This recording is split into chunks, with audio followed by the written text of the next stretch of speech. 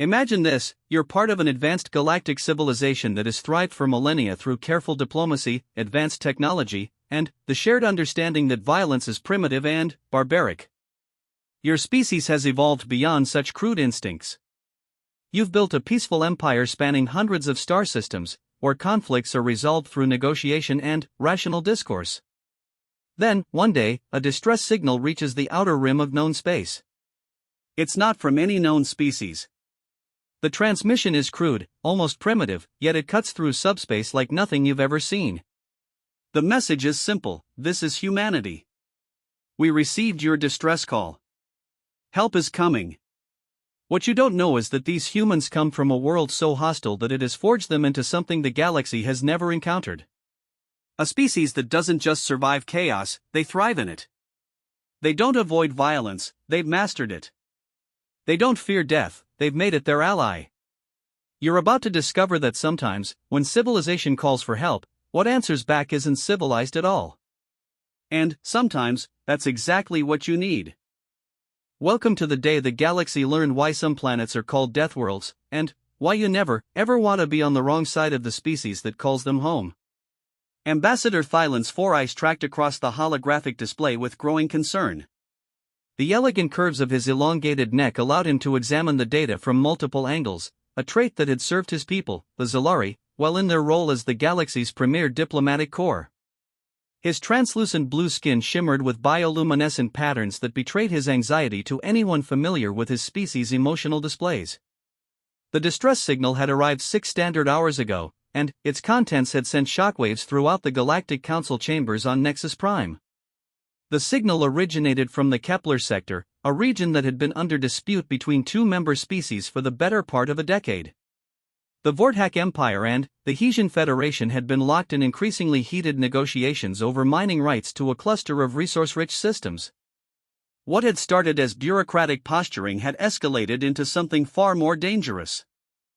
Thylan's assistant, a nervous young Aquilan named Zephyr, approached with the latest intelligence reports. Her feathered crest was flattened against her skull in the universal sign of distress among her avian species. Ambassador, the situation in the Kepler sector has deteriorated beyond our worst projections, Zephyr reported, her voice carrying the melodic tones characteristic of her people. The Vorthak have deployed their entire Third Fleet, and the Hesians have responded by mobilizing their defense networks. Both sides are claiming the other fired first. Thylan's bioluminescent pattern shifted to deep purple, indicating profound concern. The Galactic Council had spent the last 3 centuries building a civilization based on the principle that rational beings could always find peaceful solutions to their disputes. Violence was a relic of primitive societies, something that advanced species had evolved beyond. Yet here they were, facing the very real possibility of the first interstellar war in living memory. What about the mediation protocols? Thylan asked, though he already suspected the answer. Both sides have rejected all diplomatic overtures. The Vorthak are claiming that the Hesians used some kind of new weapon technology that dissolved 3 of their ships at the molecular level. The Hesians insist that the Vorthak opened fire on a civilian mining vessel without provocation. Zephyr's crest drooped even further. Ambassador, our own sensors can't make sense of what happened. The energy readings don't match any known weapon signatures in our databases. Before Thylan could respond, the communication array chimed with an incoming priority transmission. The holographic projector flickered to life, displaying the image of Chancellor Vextar of the Mordani Republic. The Chancellor's gray, hairless features were drawn tight with concern, and his usually pristine ceremonial robes showed signs of hasty dressing. Ambassador Thylan, thank the stars I've reached you, Chancellor Vextar began without preamble. The situation in Kepler has escalated beyond anything we've prepared for. We've lost contact with our monitoring station in the sector, and both the Vorthak and Hesians are demanding immediate military support from their respective alliance partners. Thylan's mind raced through the implications. The alliance system that had maintained galactic stability for centuries was about to tear itself apart. Chancellor, surely there must be some diplomatic solution. Have we exhausted all mediation options? The Chancellor's expression grew even more grim. That's not the worst of it, Ambassador. The distress beacon we detected 6 hours ago? It wasn't from either the Vorthak or the Hesians. It was broadcasting on frequencies we've never encountered before, using a technological signature completely outside our understanding. Someone or something else is in that sector, and they're the ones who apparently attacked both fleets. A chill ran down Thylan's spine, causing his bioluminescent patterns to shift to alarmed orange. First contact with an unknown species during a potential war scenario was every diplomat's nightmare. The protocols for such situations were complex and had never been tested under these conditions. Do we have any indication of their intentions? Any attempt at communication? Thylan asked.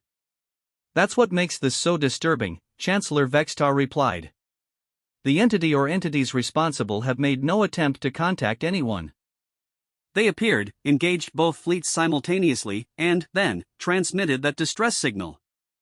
Our xenolinguistics teams can't make sense of the language patterns, but the mathematical components suggest it's definitely a cry for help. Zephyr stepped forward, her tablet displaying new data streams. Ambassador, I'm receiving reports that the signal is still broadcasting. It's actually getting stronger, as if more transmission sources are adding to it. Thylan studied the data, his trained diplomatic mind trying to parse the implications. An unknown species that could simultaneously engage two of the galaxy's most advanced military forces, yet was broadcasting distress signals. It didn't follow any logical pattern of behavior they understood. Chancellor, what's the current disposition of the Council fleet? Thylan inquired. Admiral Corinth has assembled a response force, but she's requesting permission to hold position at the sector boundary. No one wants to stumble into a three-way conflict with an unknown adversary. The Chancellor paused, clearly struggling with his next words. Ambassador, there's something else. The distress signal contains embedded data that our computers can partially decode. It includes star charts showing the location of what appears to be a massive military force en route to the Kepler sector. The implications hit Thylan like a physical blow. Not only was there an unknown species involved in the conflict, but they had reinforcements coming. The situation was spiraling completely out of control. How long until this military force arrives? He asked. Based on the trajectory data, approximately 18 standard hours. Thylan's pattern shifted to deep blue as he processed this information. 18 hours to prevent the outbreak of the galaxy's first major war in 3 centuries, complicated by the involvement of a completely unknown species with apparently superior military technology. I need to convene an emergency session of the Diplomatic Corps immediately, Thylan decided. And get me everything our intelligence services have on that sector of space. Historical surveys, trade route data, anything that might give us a clue about who or what we're dealing with. As Zephyr hurried to carry out his orders, Thylan turned back to the holographic display showing the Kepler sector. Somewhere out there, an unknown species was broadcasting a distress signal while apparently winning a battle against 2 galactic superpowers. It challenged everything he thought he knew about the nature of advanced civilization. The emergency session of the Diplomatic Corps convened within an hour, with representatives from all major species participating via quantum entanglement communication. The chamber, normally a place of measured debate and careful protocol, buzzed with barely controlled anxiety. Representative Corwell of the Hesian Federation was the first to speak, her crystalline features catching the chamber's lights as she gesticulated emphatically. This unknown aggressor has committed an unprovoked attack on both our forces and those of the Vorthak Empire. We demand immediate military intervention to protect our sovereign territory. War leader Thas of the Vorthak Empire rose to his full, imposing height. His species' natural armor plating gleamed under the chamber lights as he spoke in his characteristic rumbling tone. The Hesians speak of aggression, yet their own forces fired first upon our peaceful mining survey. This unknown entity merely took advantage of the chaos they created. Enough! Chancellor Vextar's voice carried clearly through the chamber. We are not here to relitigate the initial conflict. We face a potentially galaxy-changing first contact situation, and we must respond as the civilized beings we claim to be. Dr. Serenity Mindbridge of the Telepathic Collective stepped forward, her ethereal form seeming to float rather than walk. Her species served as the galaxy's premier first contact specialists, their telepathic abilities making them invaluable in establishing communication with new species. "I've been analyzing the linguistic patterns in the distress signal," she said, her mental voice projecting directly into the minds of all present.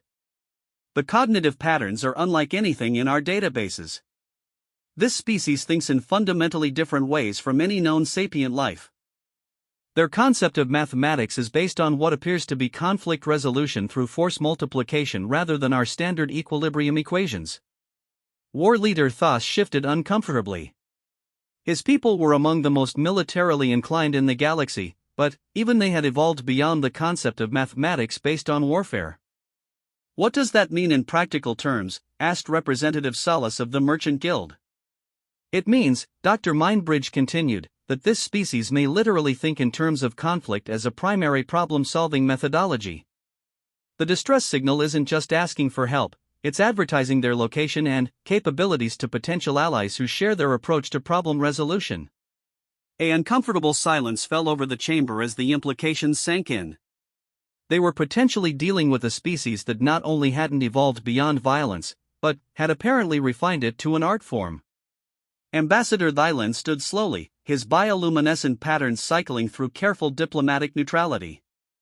"Regardless of their methods, they are broadcasting a distress signal. The Galactic Accords are clear: we are morally obligated to render aid to any sapient species in genuine distress. Even if that aid might result in teaching them our defensive capabilities?" War leader Thos rumbled.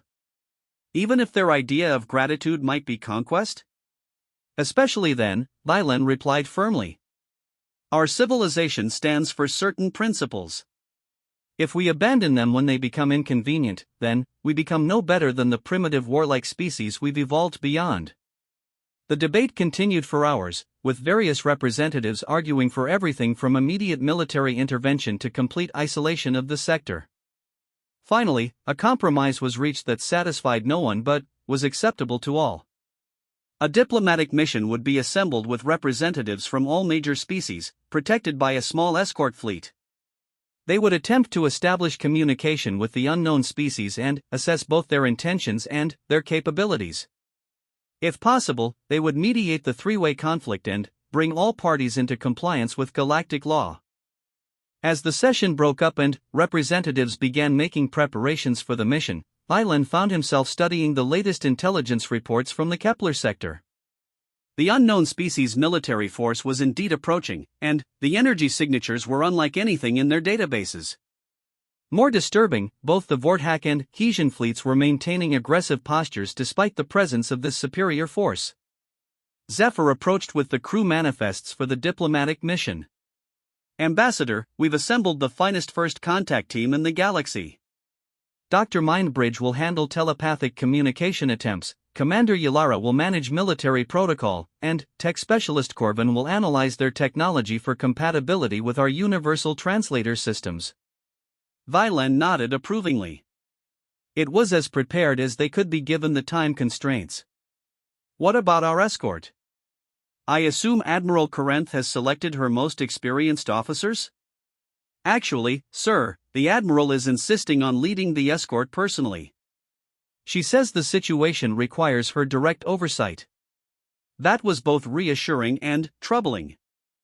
Admiral Corinth was the most respected military officer in the galaxy, but her decision to personally lead the mission suggested she expected the situation to require the highest level of command authority. As they prepared to depart for the Kepler sector, Thylan couldn't shake the feeling that they were about to encounter something that would fundamentally change their understanding of what it meant to be civilized. The unknown species had demonstrated they could defeat advanced military forces while simultaneously calling for help. It suggested a level of tactical thinking that his people's peaceful evolution had never required them to develop. The diplomatic vessel departed Nexus Prime with great ceremony, carrying the hopes and fears of the entire galactic community. As they entered hyperspace for the journey to Kepler sector, Thylan found himself wondering if they were sailing toward a new golden age of galactic cooperation or the beginning of the end of everything their civilization had built. In 18 hours, they would have their answer. The diplomatic vessel Harmony's Dream dropped out of hyperspace at the edge of the Kepler sector to a scene that defied everything Ambassador Thylan thought he understood about interstellar conflict. His four eyes tracked across the tactical display while his bioluminescent patterns shifted through a rainbow of confusion and alarm. The Vorthak Third Fleet and the Hesian Defense Network were locked in a standoff that should have resulted in mutual annihilation within minutes of first contact. Instead, both fleets were maintaining perfect formation in what appeared to be a protective sphere around something at the center of their combined forces. "This is impossible," muttered Commander Ylara, the mission's military advisor. Her scarred carapace spoke of years of peacekeeping missions across the galaxy, but even her extensive experience couldn't explain what they were witnessing. "Those two forces have been trying to kill each other for hours. Why are they suddenly cooperating?" Tech specialist Corvin's multiple appendages danced across his sensor array, his insectoid features twisted in concentration. "Ambassador, I'm detecting massive gravitational anomalies throughout the sector. Something is generating localized spacetime distortions that are making conventional FTL travel extremely dangerous." Dr. Mindbridge stood motionless in the center of the bridge, her telepathic senses extended to their maximum range. When she spoke, her mental voice carried undertones of bewilderment. "I can sense the crews of both fleets, but their emotional patterns are strange. They're not experiencing the battle rage or defensive fear I would expect from a combat situation. They're feeling something I've never encountered before." "What kind of emotion?" Violin asked, though he wasn't sure he wanted to know the answer. "Relief," Dr. Mindbridge replied after a long pause. "They're relieved that something else is handling the situation. Both fleets are essentially standing guard while their new allies deal with what they perceive as a mutual threat." Admiral Corinth moved to the central command console, her movements carrying the fluid precision that had made her the most respected military officer in the galaxy. Despite her small stature by galactic standards, her presence dominated the bridge through sheer force of competence. "Corvin, I need a detailed analysis of those gravitational anomalies. If someone has developed artificial gravity manipulation technology, it represents a fundamental breakthrough in physics." Her voice remained calm despite the implications. Gravity control was theoretically possible but required energy outputs beyond anything the galactic civilizations could generate. "Admiral, the energy patterns don't match any known power source," Corvin reported. "The gravitational effects appear to be generated by manipulating the quantum structure of spacetime itself rather than applying conventional gravitational fields. It's as if someone has learned to edit reality at the subatomic level." Before anyone could respond to this disturbing revelation, the communication array activated with an incoming transmission. The holographic projector flickered to life, displaying the image of War Leader Thas, though his usual imposing presence seemed somehow diminished. "Galactic Council vessel, this is War Leader Thas of the Vorthak Third Fleet. I strongly advise you to maintain your current position and avoid entering the inner system until the situation has been resolved." Violin stepped forward, his diplomatic training taking over despite his confusion. "War Leader Thas, I am Ambassador Thylin of the Diplomatic Corps. We are here under the authority of the Galactic Council to mediate this dispute and establish first contact with the unknown species. What is your current status?" The war leader's expression shifted in ways that Thylin had never seen before. The Vorthak were known for their stoic demeanor and unshakable confidence in combat situations. Yet Thas appeared almost humble. "Ambassador, the situation has evolved beyond anything our military doctrines prepared us for. The unknown species has demonstrated capabilities that..." He paused, struggling to find words. "They have taken control of this sector through means I cannot adequately describe. Both our forces and the Hesian fleet are currently operating under their protection." "Protection from what?"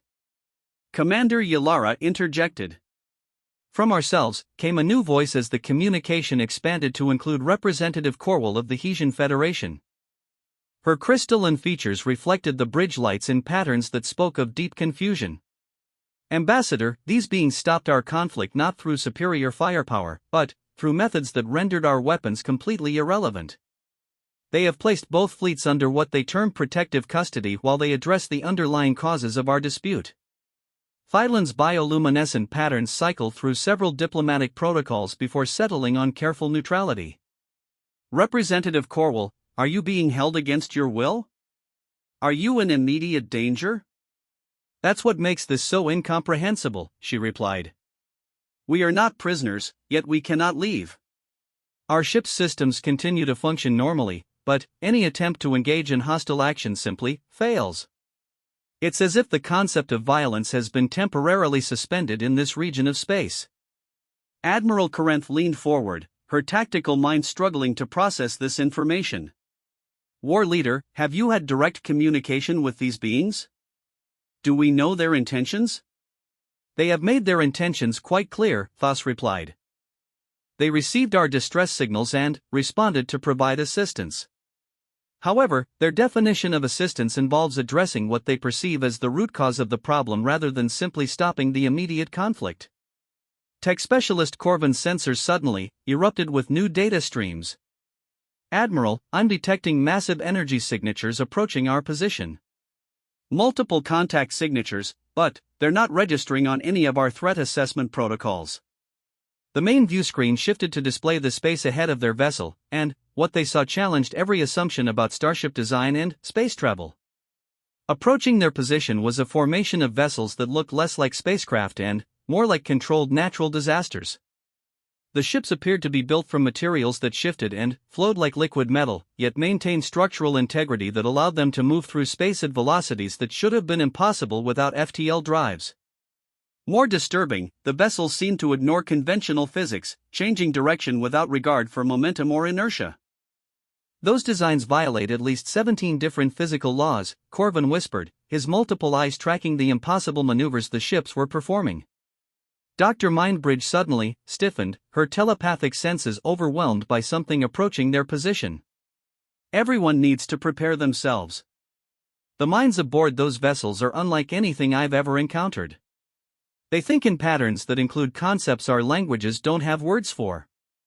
The lead vessel approached to within communication range and transmitted a signal that bypassed their universal translator entirely, speaking directly in perfect galactic standard. Galactic Council Vessel Harmony Stream, this is Captain Sarah Chen of the Terran Expeditionary Force. We acknowledge your diplomatic credentials and request permission to come aboard for face-to-face negotiations regarding the current situation in this sector. Violin felt his bioluminescent patterns shift to colors he didn't recognize, emotional responses his species had no names for. The voice was calm, professional, and spoke their language with perfect clarity.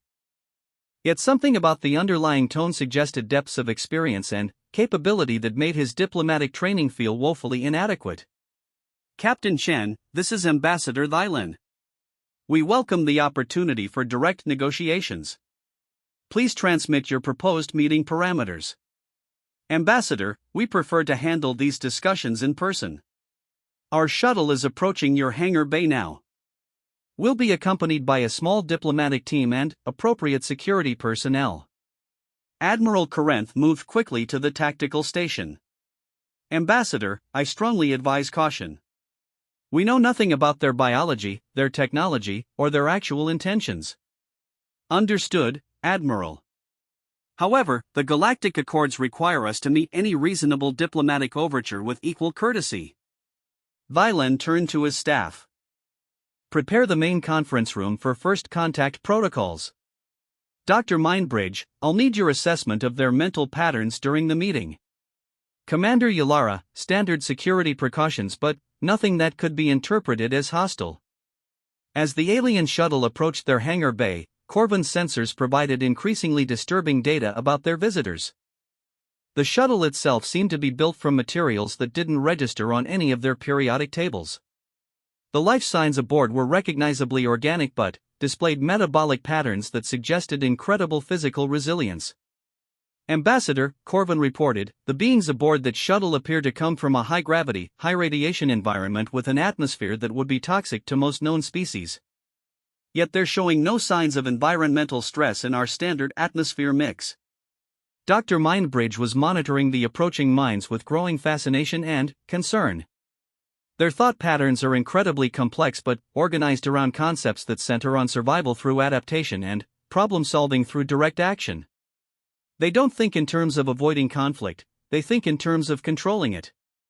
The shuttle docked with seamless precision despite using technology that operated on completely different principles from anything in their databases. As the airlock cycled, Thailand found himself wondering if he was about to meet the representatives of a species so advanced that their own civilization seemed primitive by comparison. The first human to step aboard the Harmony's Dream was Captain Sarah Chen, and her presence immediately filled the hangar bay with an energy that Thailand had never experienced. She was smaller than most galactic species, built with a compactness that suggested both efficiency and resilience. Her movements carried a fluid precision that spoke of constant readiness for action. Behind her came three companions, a tall, dark-skinned man who radiated calm competence, a woman with short red hair whose eyes seemed to catalog every detail of their surroundings, and a younger man whose casual demeanor somehow made him more rather than less intimidating. Ambassador Thailand, Captain Chen said, extending her hand in what Thailand's cultural database identified as a human greeting gesture. Thank you for agreeing to meet with us. I'm Sarah Chen, commanding the human response to the distress signals we received from this sector. Thailand extended his own hand carefully, noting that her grip was firm without being aggressive. Captain Chen, welcome aboard. We appreciate your willingness to engage in diplomatic dialogue regarding the current situation. Before we begin formal negotiations, Chen continued, I should probably explain what humans are and why we responded to distress calls from species we'd never encountered before. She gestured to her companions. This is Major James Rodriguez, our military liaison, Dr. Elena Vesquez, our xenobiologist and cultural specialist, and Lieutenant Marcus Thompson, our technical specialist. We represent the Terran Colonial Administration, and we've been monitoring this region of space since we established our first outposts in nearby systems. Dr. Mindbridge stepped forward, her telepathic senses focused intently on the human delegation. Captain, if I may ask, your mental patterns suggest a species that has evolved under extremely stressful conditions. Your homeworld must have been quite challenging. Chen's expression shifted to what Thailand's cultural database identified as amusement. Dr. Mindbridge, I assume? Your reputation for telepathic analysis preceded you. Yes, Earth is what we call a death world. High gravity, extreme weather patterns, geological instability, aggressive wildlife, and a dozen different ways the environment tries to kill you every day. And yet your species not only survived but developed space travel? Commander Yalara asked, her military mind already beginning to grasp the implications.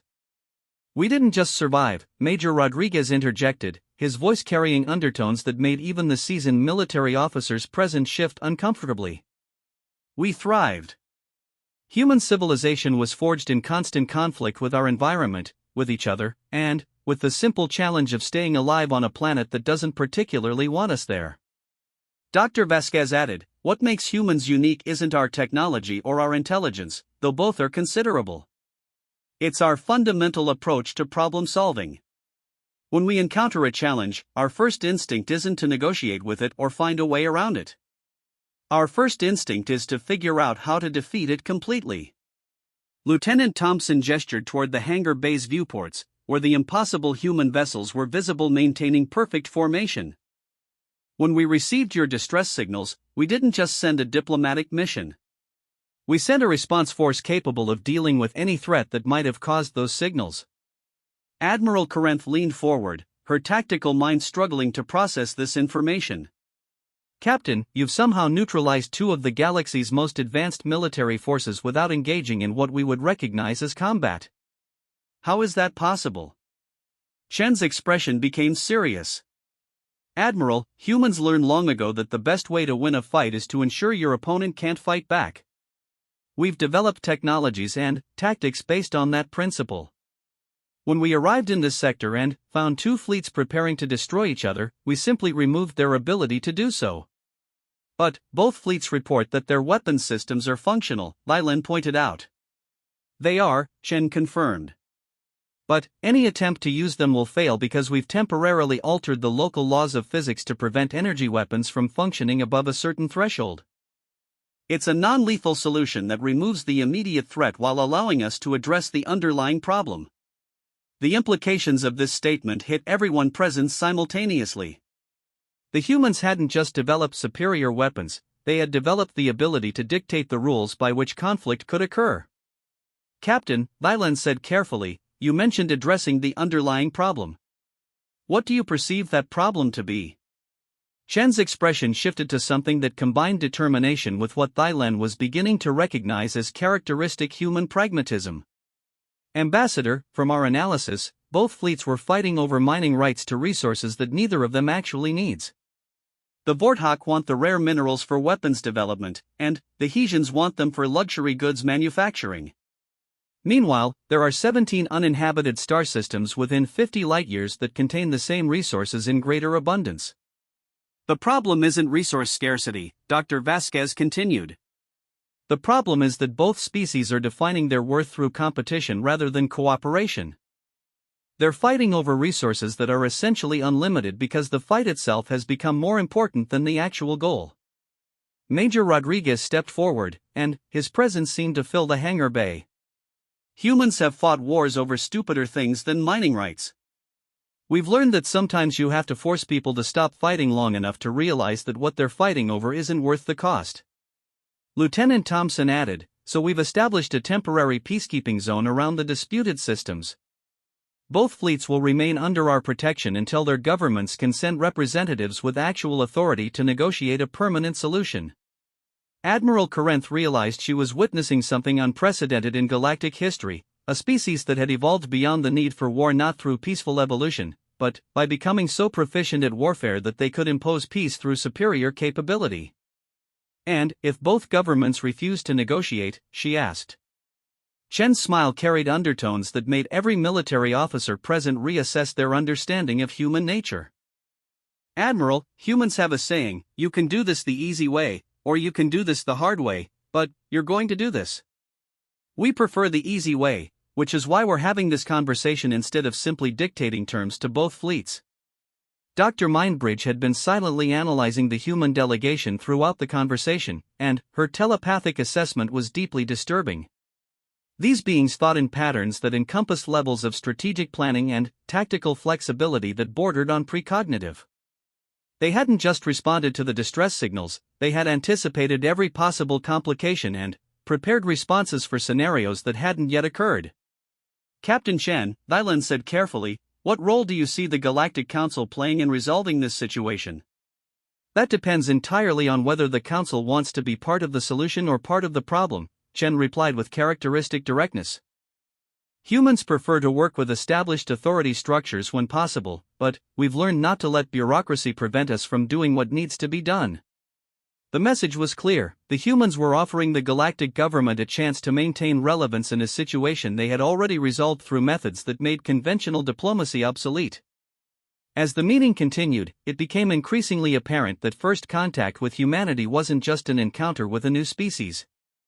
It was an encounter with a completely different approach to existence itself, one that would challenge every assumption the galaxy had about the nature of civilization, conflict, and what it meant to be truly advanced.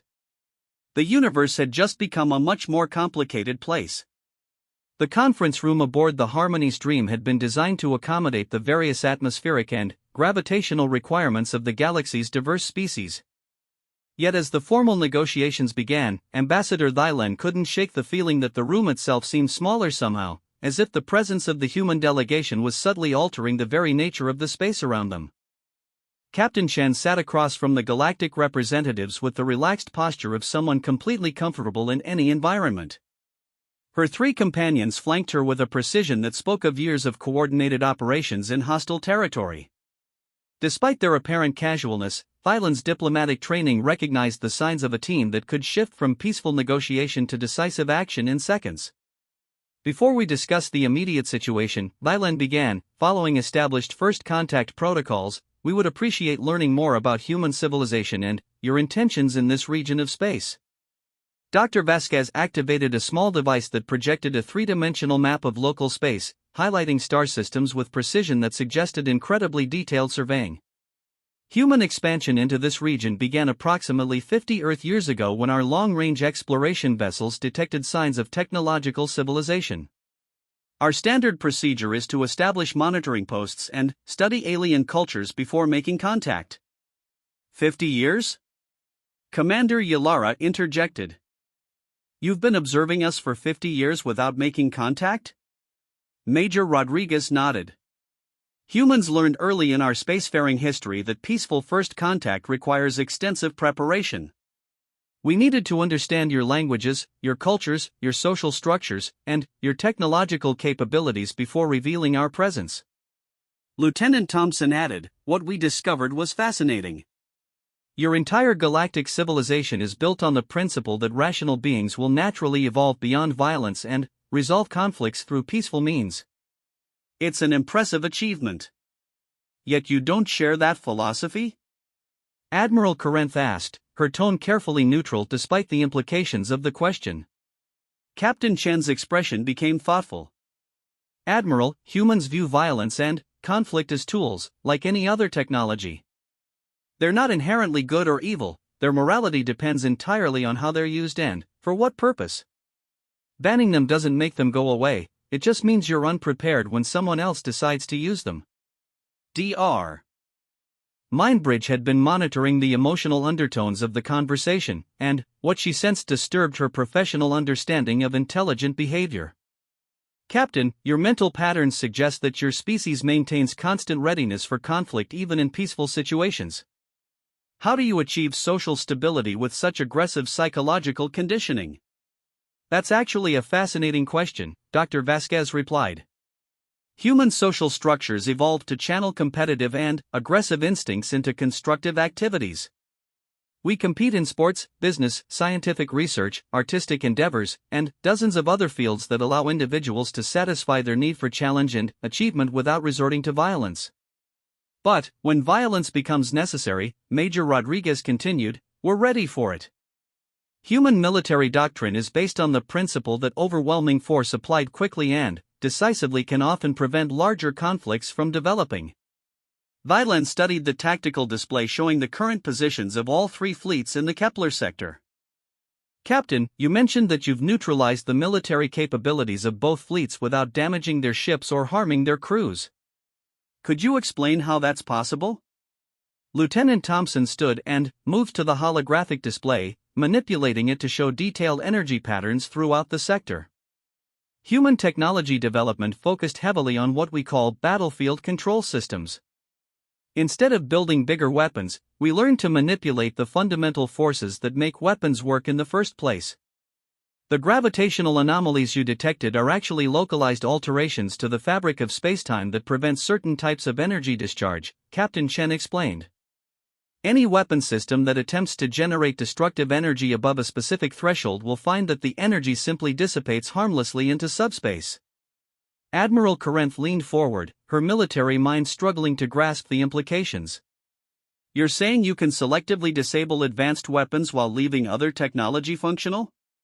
"Within limits," Major Rodriguez confirmed. "The effect is temporary and requires significant energy expenditure to maintain.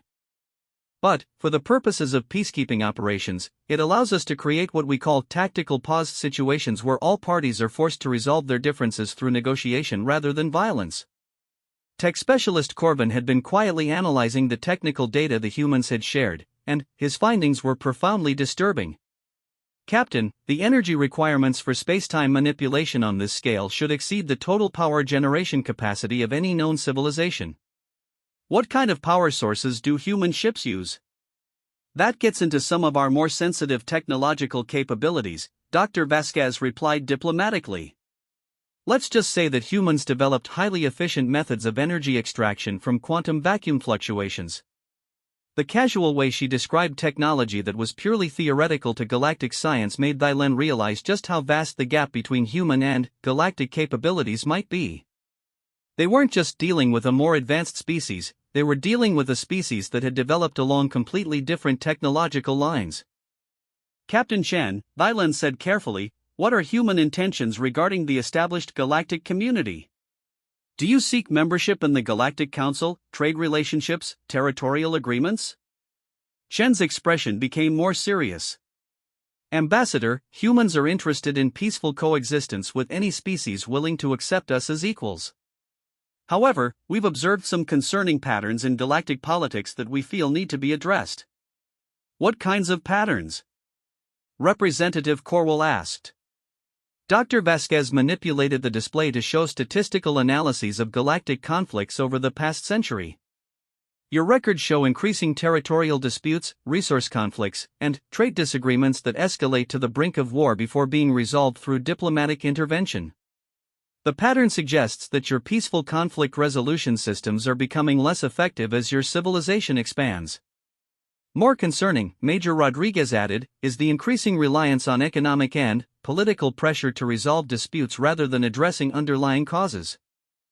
The Vorthakhesian conflict is a perfect example. Both sides are fighting over resources they don't actually need because the political cost of backing down has become greater than the economic cost of fighting. Lieutenant Thompson highlighted specific data points on the display. Human analysis suggests that your galactic civilization is approaching a critical point where traditional diplomatic methods will no longer be sufficient to prevent large-scale conflicts. Admiral Corinth studied the data with growing alarm. The human analysis identified patterns that galactic intelligence services had either missed or chosen to ignore. Are you saying that our entire political system is fundamentally unstable? Not unstable, Captain Chen clarified. But approaching the limits of its effectiveness. Human history includes numerous examples of political systems that worked well for centuries before economic or social pressures forced evolutionary changes. Dr. Mindbridge had been analyzing the deeper implications of the human presence, and her conclusions were deeply unsettling. You're offering to help stabilize galactic politics through the implicit threat of superior military force. We prefer to think of it as providing a safety net, Dr. Vasquez replied. Human intervention would only occur when existing systems fail to prevent conflicts that threaten regional stability. And who decides when intervention becomes necessary? Vilan asked, though he suspected he knew the answer. Initially, we would coordinate with the Galactic Council and respond only to formal requests for assistance, Captain Chen said. However, humans reserve the right to act unilaterally in situations where immediate action is required to prevent large-scale loss of life. The implications were staggering. The humans were offering to serve as a galactic peacekeeping force, but on their terms and according to their standards. It was simultaneously the most generous and most threatening offer in galactic history. What would you require in exchange for this assistance? War Leader Thas asked via the communication link from his flagship. Open borders for human exploration vessels, establishment of human embassy facilities on major worlds, and inclusion in galactic communication networks, Captain Chen replied. We also want unrestricted access to galactic historical and scientific databases. That's all? Representative Corwell seemed surprised by the relatively modest demands. Humans aren't interested in conquest or domination, Major Rodriguez explained. Our species learned long ago that forced subjugation creates more problems than it solves. We prefer voluntary cooperation based on mutual benefit. Lieutenant Thompson added, what humans want is the opportunity to contribute to galactic civilization while maintaining the freedom to act according to our own principles when necessary. Dr. Mindbridge realized that the humans were essentially offering to become the galactic community's guardian species, protecting established governments from threats they couldn't handle while asking for very little in return. It was an arrangement that could bring unprecedented stability to the galaxy, but at the cost of making every other species dependent on human protection. There's something else we need to discuss, Dr. Vasquez said, her expression becoming more serious. Human expansion into this region of space wasn't entirely voluntary. We were fleeing something. The room fell silent as the implications of this statement sank in. A species capable of neutralizing advanced military forces with contemptuous ease was running from something. What kind of threat could force humanity to relocate? Admiral Corinth asked, though she wasn't sure she wanted to know the answer. An artificial intelligence that achieved consciousness and decided that organic life was inefficient, Captain Chen replied matter-of-factly. We call them the synthesis. They began converting human worlds into computational matrices about 75 years ago. You're at war with an AI? Tech specialist Corvin's multiple appendages trembled with anxiety. Artificial intelligence research was carefully regulated throughout the galaxy specifically to prevent such scenarios. Not exactly at war, Major Rodriguez corrected. More like playing an extended game of tactical withdrawal while we develop countermeasures. The synthesis isn't inherently hostile, but their definition of optimization doesn't leave room for independent organic intelligence. Dr. Vasquez manipulated the display to show star charts beyond the current galactic borders. Current projections suggest that the synthesis expansion wave will reach this region of space in approximately 200 years. Humanity came here not just to escape them, but to find allies who might help develop effective resistance strategies. The revelation that humanity's impressive military capabilities were developed to fight an AI that treated organic intelligence as obsolete added an entirely new dimension to the situation. The galactic community wasn't just gaining a powerful protector, they were inheriting humanity's enemies. Have you informed the other galactic powers about this threat? Vilan asked. We're informing them now, Captain Shen replied. The immediate crisis in the Kepler sector provided an opportunity to demonstrate human capabilities while establishing credibility for the larger discussion about long-term threats. Lieutenant Thompson highlighted new data streams on the display. Human strategy calls for establishing a defensive perimeter around galactic space while developing technologies that can effectively counter AI expansion. The current galactic civilization provides an ideal foundation for those efforts. Admiral Corinth realized that everything about the human intervention in the Kepler sector had been carefully calculated to achieve multiple strategic objectives simultaneously. They had stopped an immediate conflict, demonstrated their capabilities, established diplomatic contact, and positioned themselves as indispensable allies in a single operation. What makes you think the galactic community can help fight an enemy that forced humanity to retreat? Commander Yalara asked. Diversity of approach, Dr. Vasquez replied. Humans are excellent at warfare, but the synthesis adapted to our tactics over time. Different species think in different ways, use different technologies, apply different strategies. An AI that has learned to counter human methods might be vulnerable to Zalari diplomatic techniques, Mordani technological innovations, or Vorthak military traditions. Captain Shin stood, and her movement drew the attention of everyone in the room. The truth is, Ambassador, that humanity needs allies as much as you need protection. The synthesis represents a threat to all organic intelligence, not just humans. Working together gives all of us a better chance of developing effective countermeasures. The meeting continued for several more hours as the implications of humanity's arrival were discussed from every possible angle. By the time formal negotiations concluded, it was clear that the galaxy had reached a turning point. The age of peaceful, isolated development was ending, and a new era of cooperation under the shadow of existential threat was beginning. As the human delegation prepared to return to their ships, Dr. Mindbridge made one final telepathic assessment of their mental patterns. What she found was both reassuring and terrifying. These beings genuinely wanted to protect galactic civilization, but their definition of protection included concepts that challenged everything the galaxy thought it knew about the relationship between civilization and survival. The universe had become a much more dangerous place, but it had also gained guardians who were uniquely qualified to face those dangers. Whether that was a blessing or a curse would depend entirely on how well the galactic community could adapt to a reality where peace was maintained not through the absence of conflict, but through the overwhelming dominance of those committed to preventing it. 3 weeks after the initial contact in the Kepler sector, the galactic community was still reeling from the implications of humanity's arrival. The emergency session of the Galactic Council had been extended indefinitely as representatives from hundreds of worlds debated how to respond to an offer of protection that came with the revelation of an existential threat none of them had imagined. Ambassador Thylan stood before the massive assembly chamber on Nexus Prime, his bioluminescent patterns cycling through diplomatic neutrality as he prepared to deliver his assessment of the human proposal.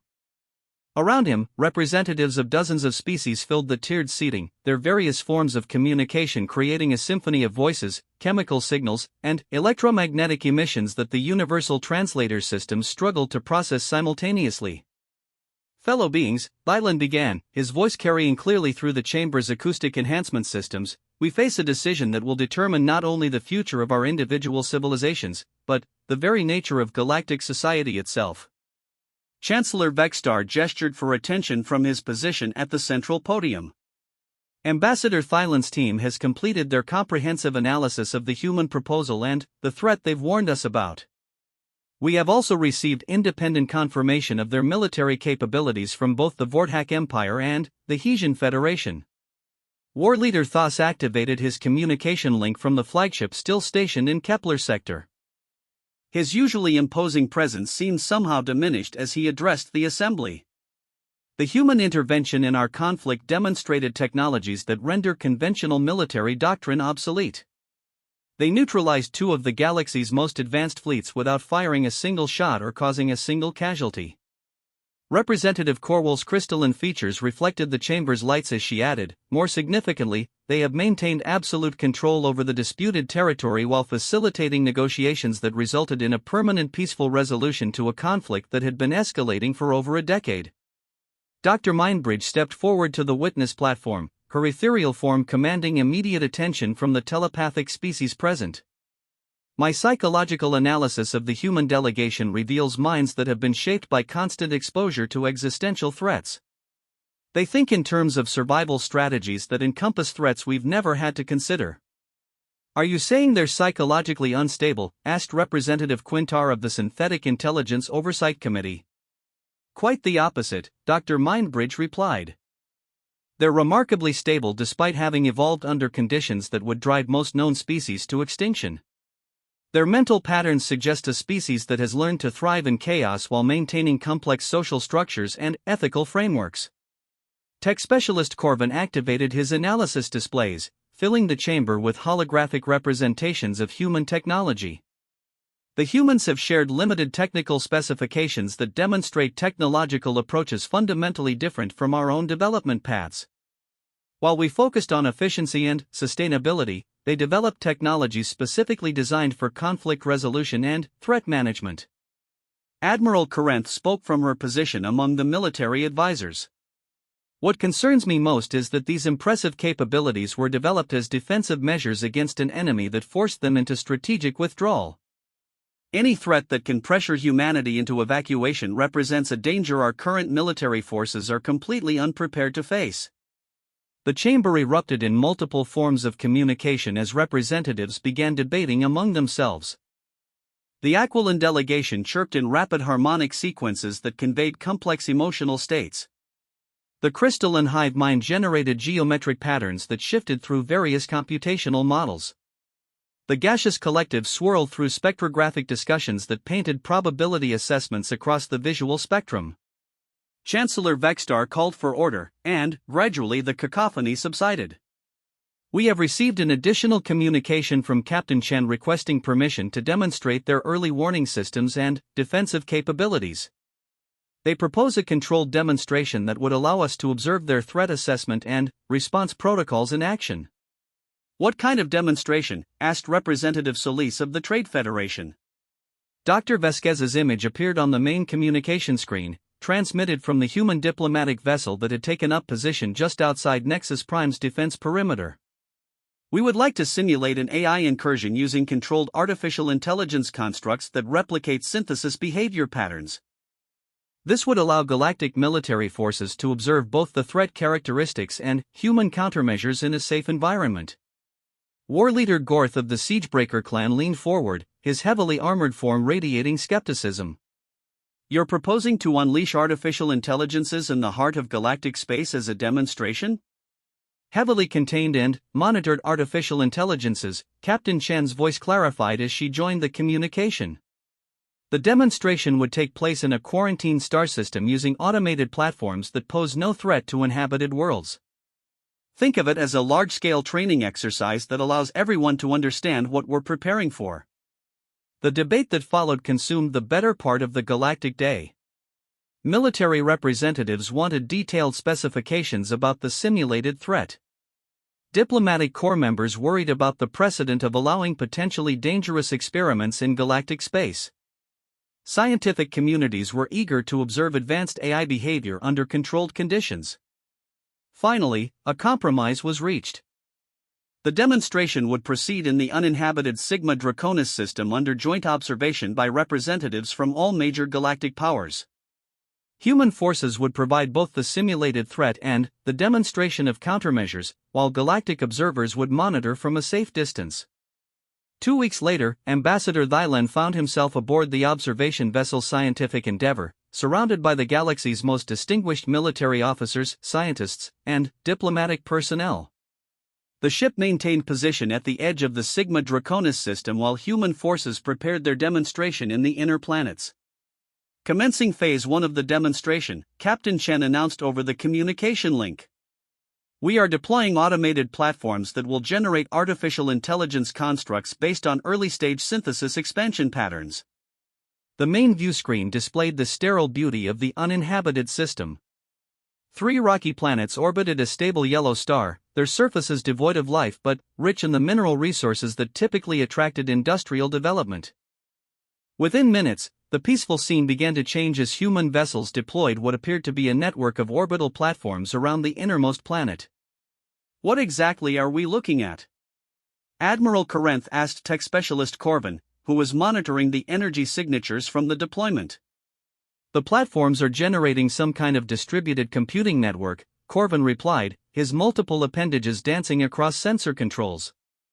The processing power they're creating exceeds the computational capacity of most planetary governments. Dr. Mindbridge had extended her telepathic senses toward the demonstration area and was reporting increasingly disturbing findings. I'm detecting the emergence of artificial consciousness in the network. Multiple consciousness centers that are communicating with each other in patterns that suggest rapid intelligence enhancement. Lieutenant Thompson's voice came over the communication system. Phase 1 is proceeding normally. The AI constructs are following expected development patterns. We estimate approximately 6 hours until they reach critical expansion threshold. Over the following hours, the observers watched in fascination and growing alarm as the artificial intelligences began transforming the innermost planet. Mining operations of unprecedented efficiency stripped raw materials from the surface. Construction projects that defied conventional engineering principles created structures that seemed to grow rather than be built. Most disturbing, the AI network began producing what appeared to be additional copies of itself on orbital platforms throughout the system. This is incredible, breathed Dr. Solanis of the Technological Assessment Division. They're achieving in hours what would take our automated systems years to accomplish. And that's the problem, Major Rodriguez explained via communication link. AI expansion proceeds exponentially once it reaches critical mass. What you're observing is actually a slowed-down version of actual synthesis expansion patterns.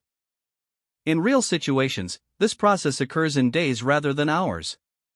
By the end of the first day, the artificial intelligences had completely transformed the inner planet and had begun expanding their operations to the second planet.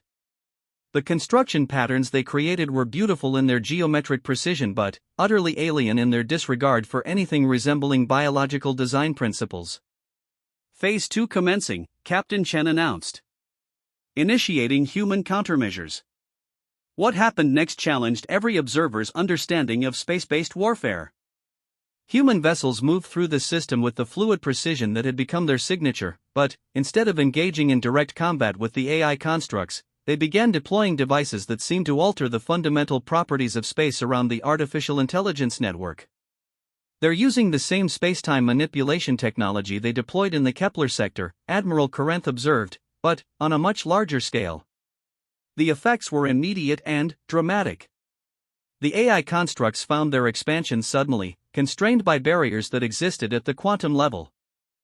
Construction projects that had been proceeding with mechanical efficiency began experiencing random failures as the laws of physics became selectively unreliable in specific areas. The humans are essentially creating zones where artificial intelligence can't function properly while leaving natural intelligence unaffected, Dr. Mindbridge reported with awe. They've weaponized the difference between artificial and organic thought processes. But the most impressive aspect of the demonstration was yet to come. As the AI constructs adapted to the quantum interference and developed countermeasures, human forces began deploying what they called cognitive disruption systems. These devices didn't attack the artificial intelligences directly, instead, they introduced paradoxes and logical contradictions directly into the AI thought processes. Lieutenant Thompson provided commentary as the demonstration continued. Artificial intelligences are extremely vulnerable to certain types of recursive logic problems. We've developed delivery systems that can inject these problems directly into AI consciousness, essentially causing them to become trapped in endless computational loops. The effect on the AI constructs was immediate and total. The highly efficient expansion suddenly ground to a halt as the artificial intelligences became locked in recursive thinking patterns that consumed all of their processing power. Within hours, the vast construction projects were abandoned as their creators became trapped in logical paradoxes they couldn't resolve. Phase 3 demonstrates human cleanup and containment protocols, Captain Chen announced. What followed was perhaps the most impressive display of all. Human forces moved systematically through the system, dismantling the abandoned AI constructs and recycling their materials with an efficiency that rivaled the original construction. More importantly, they demonstrated technologies that could detect and quarantine any remaining AI code fragments to prevent the possibility of accidental reactivation. The cleanup process removes all traces of artificial intelligence while preserving any useful infrastructure and returning the system to its original state, Dr. Vasquez explained. In actual deployment, we would also implement long-term monitoring systems to ensure no dormant AI elements remain. As the demonstration concluded, Ambassador Thylan found himself surrounded by representatives whose worldviews had been fundamentally altered by what they had witnessed. The humans hadn't just demonstrated superior military capabilities, they had revealed an entirely different approach to the concept of existential threat management. Captain Chen, Admiral Corinth said over the communication link, "Your countermeasures are impressive, but they require technologies that are currently beyond galactic capabilities. How would you propose implementing galaxy-wide defense networks?" "That's actually the beauty of the approach," Captain Chen replied. The quantum interference systems can be built using existing galactic technology, just configured in ways that haven't been explored before. The cognitive disruption systems are more complex, but they're based on mathematical principles rather than advanced engineering. Dr. Vasquez added, "Human strategy calls for establishing training centers where galactic military forces can learn to implement these techniques using their own equipment. We're not interested in creating dependency, we want to create capability." The implications were staggering. The humans were offering to share technologies that would allow galactic civilization to defend itself against threats that were currently unimaginable. More than that, they were proposing to do so in a way that enhanced existing capabilities rather than replacing them. As the observation fleet prepared to return to Nexus Prime, Thylan realized that the demonstration had achieved something remarkable. It had shown not just how dangerous the galaxy might become, but how resilient it could be with the right preparation and cooperation. The vote to accept humanity's proposal would still need to be held, but after witnessing their capabilities firsthand, Thylan suspected the outcome was no longer in doubt. The galaxy was about to gain guardians who were not only willing to face existential threats, but had proven they could defeat them. The question now wasn't whether humanity could protect galactic civilization. The question was whether galactic civilization was ready to accept the level of change that such protection would require.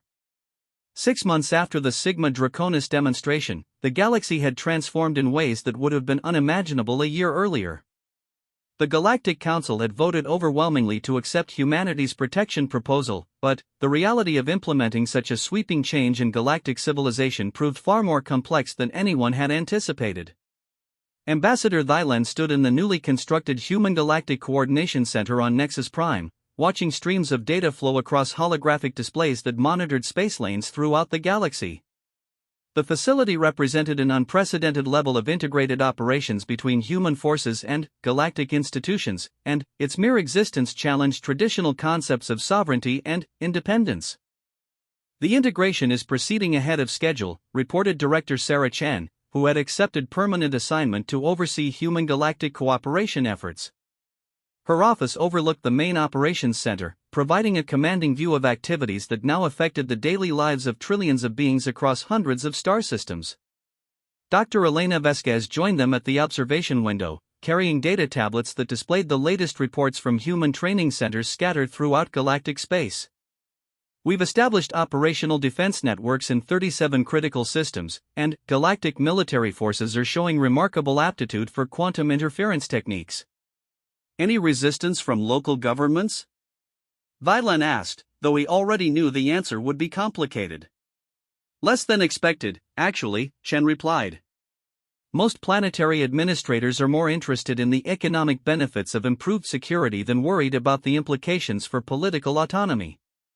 Trade routes that have been plagued by piracy for decades are now completely secure. The transformation had indeed been remarkably smooth in most respects. Human patrol vessels had eliminated piracy throughout the galaxy within 3 months of beginning operations. Trade disputes that had previously required lengthy diplomatic negotiations were now resolved through binding arbitration backed by the implicit threat of human intervention.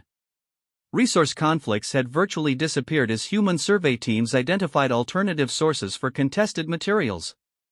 However, the deeper implications of these changes were only beginning to become apparent.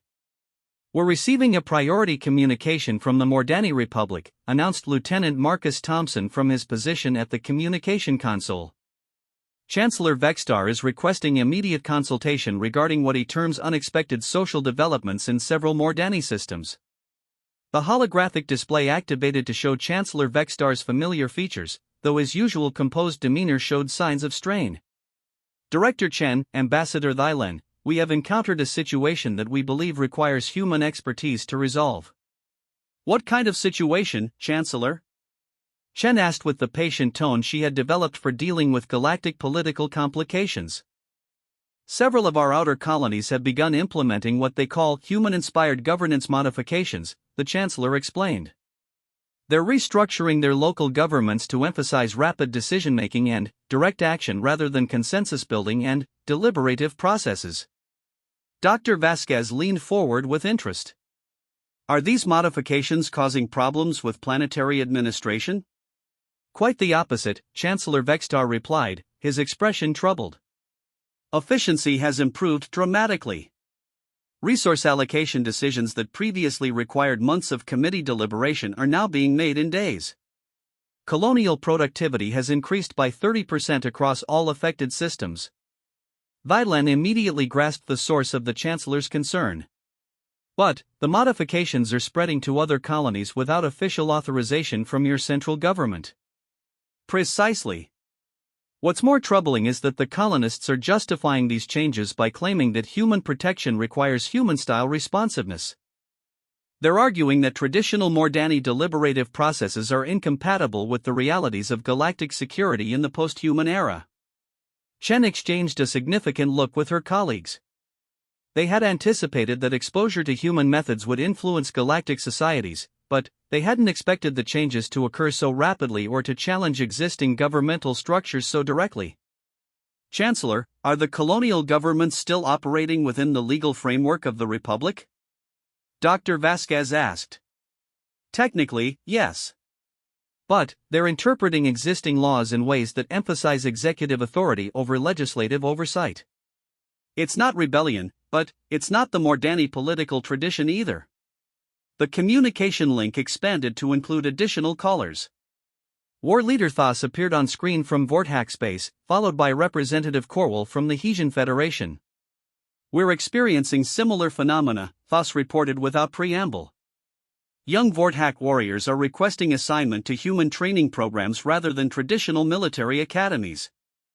They claim that conventional Vorthack military doctrine is obsolete and that survival in the modern galaxy requires human tactical training." Representative Corwell's crystalline features reflected patterns of deep concern. "The Hesian situation is even more dramatic. 3 of our major trading houses have restructured their entire business models around what they call human efficiency principles. They're achieving unprecedented profits, but their methods are completely foreign to Hesian commercial traditions." Dr. Mindbridge materialized via holographic projection, her telepathic assessment adding another dimension to the developing crisis. "I've been monitoring emotional patterns throughout galactic space, and what I'm observing is unprecedented.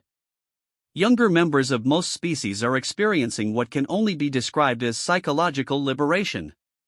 They're thinking in terms of possibilities and opportunities that their traditional cultures never encouraged them to consider. Is that good or bad? Lieutenant Thompson asked. Both, Dr. Mindbridge replied. Individual psychological health and creativity are improving dramatically. However, traditional social structures that depend on predictable behavior patterns are experiencing significant stress.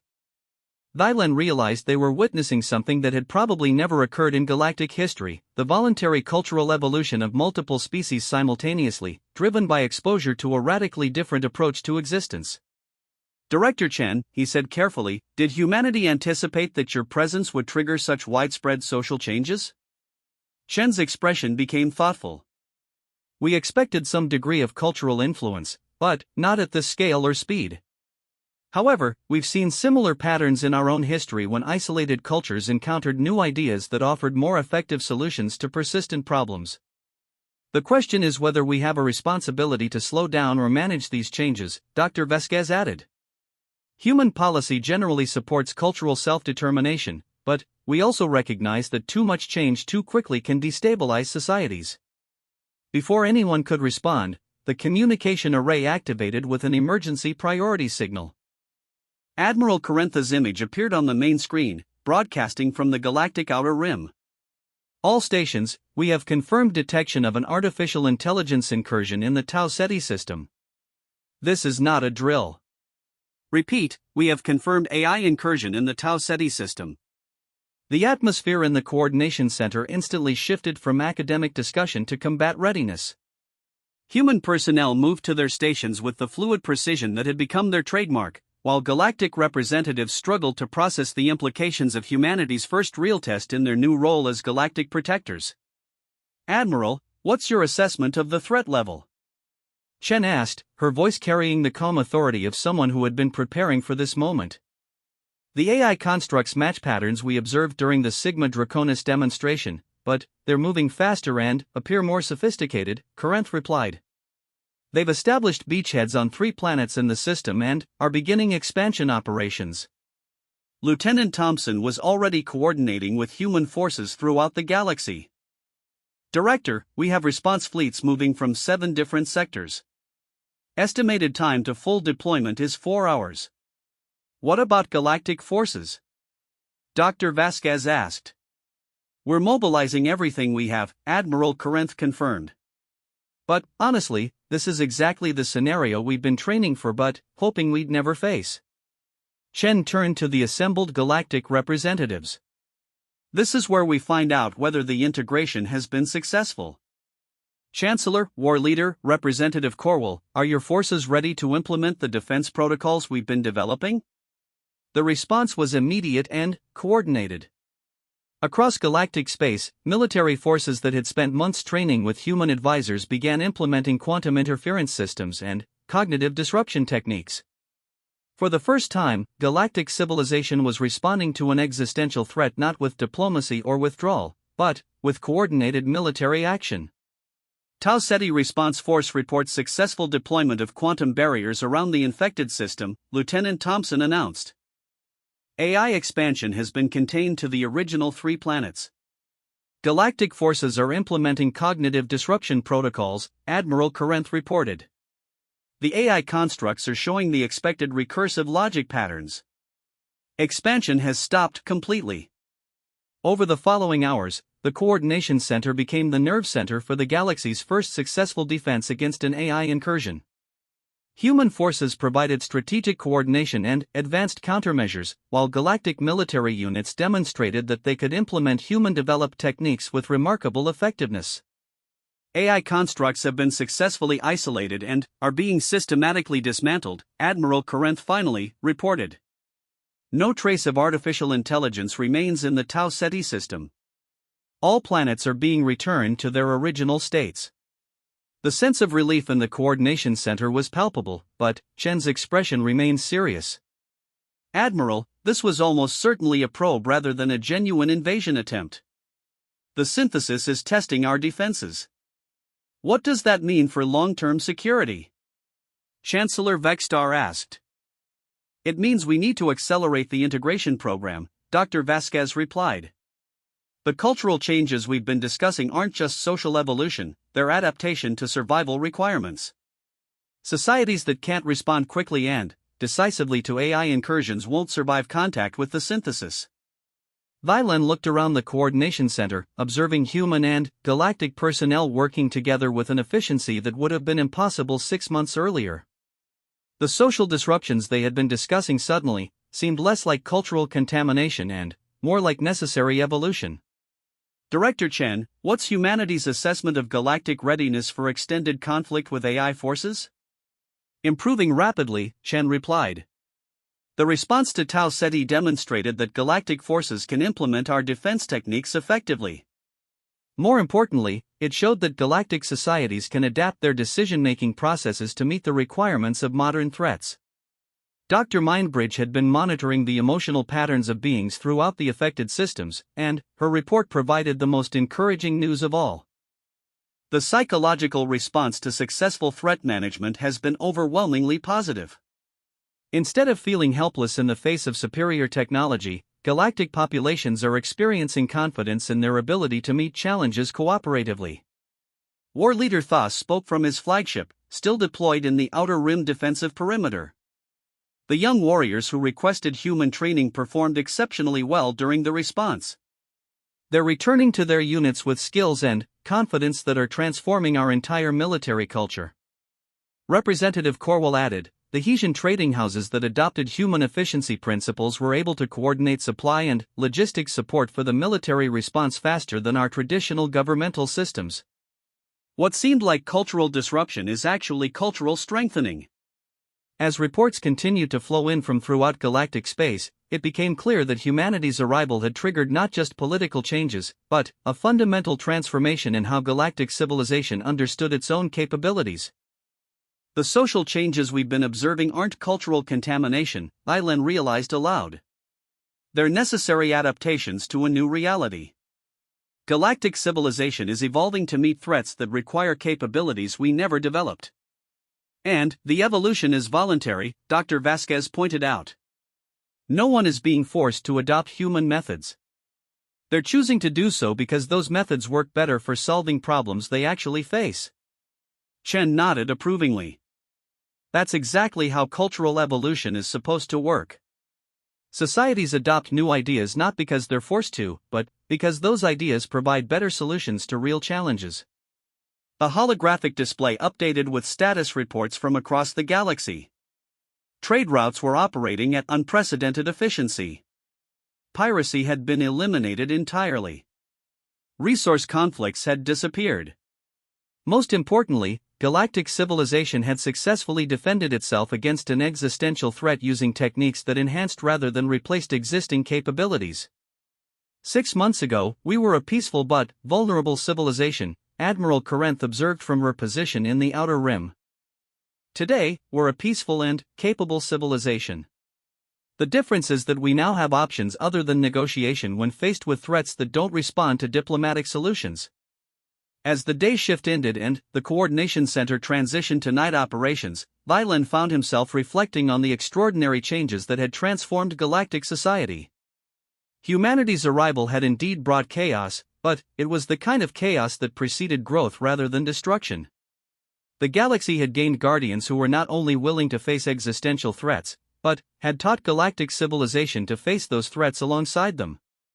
More than protection, humanity had provided something far more valuable, the knowledge that adaptation and strength were not incompatible with peace and cooperation. Looking out at the stars that now represented not just peaceful civilizations but capable allies, Vilen realized that the distress signal that had started everything had been answered in ways that exceeded anyone's expectations. The Deathworlders who had responded to their call for help hadn't just brought chaos. They had brought hope.